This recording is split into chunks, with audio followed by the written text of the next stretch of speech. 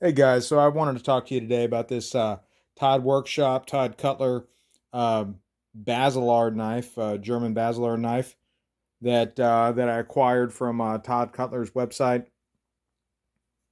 It's based off of a 14th century Swiss German knife design, and man, this thing is cool. This thing's very lively in your hand.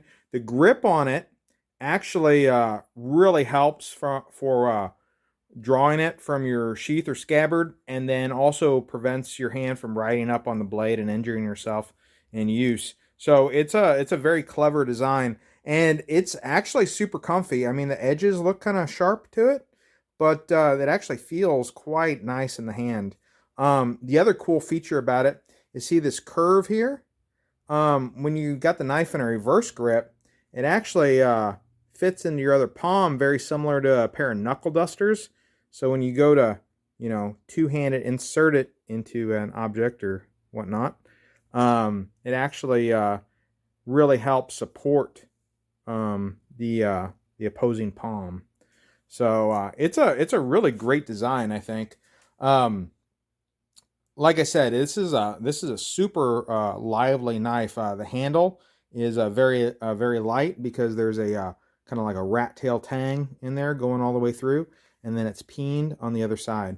Now, unfortunately, I do have some criticisms about this knife. To be fair, it is one of their budget offerings, in that it's not from you know Todd's workshop, where he hand makes them or whatnot. It's one of his economy line knives. But I mean, for the money I paid for this thing, I kind of wish the fit and finish was a little bit better. As you can see, the rivets aren't all the way seated on here, and the blade itself, I don't know how well you can see it on the camera, but it's actually um, bent to one side, and then it also has a little twist in it as well. I went ahead and I paid the little extra sharpening fee for this knife, but truth be told, I would save you guys some money and just buy it blunt, and then just do the sharpening yourself. Even with the sharpening service, it still was pretty dull and needed to be touched up. But overall, man, I really think this is a great knife.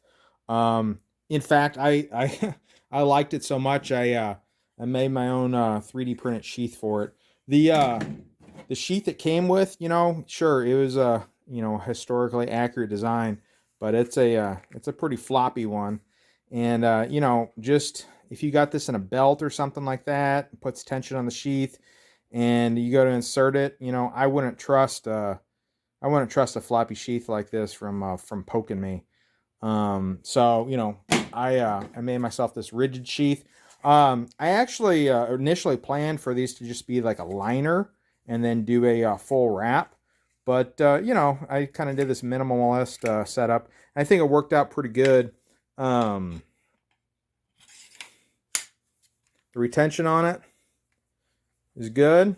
Um, and if you see, it kind of just spreads the two halves apart a little bit, and that gives you your retention.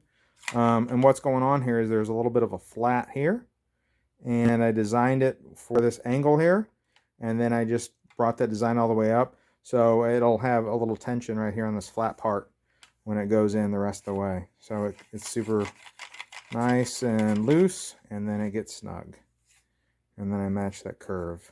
So um, you know overall, I'm very happy with this knife. I think this is cool as it gets.